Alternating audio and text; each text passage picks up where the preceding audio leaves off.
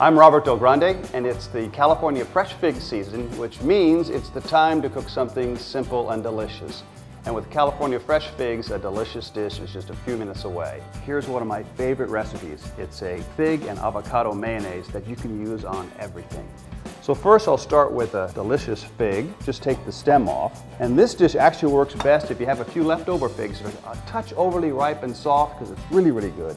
And it allows you can either dice them, or when they're soft, I just mash them into a little bit of a paste and kind of dice them up. So they're very, very delicious.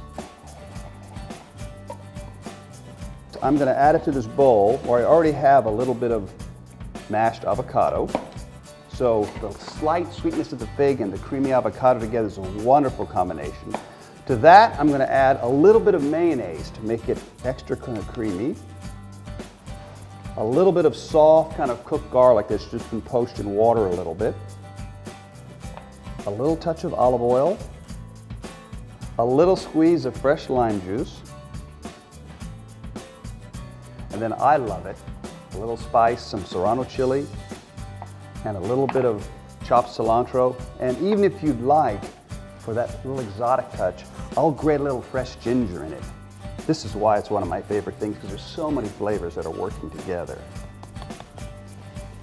Then all you do is put a little pinch of salt, a little turn of ground pepper, and then you just stir it all up into a beautiful little creamy avocado and fresh fig mayonnaise. It goes with just about everything. So here I have beautiful grilled shrimp, and we'll just put a little of this luscious sauce there. You can dip those shrimp in it, really great.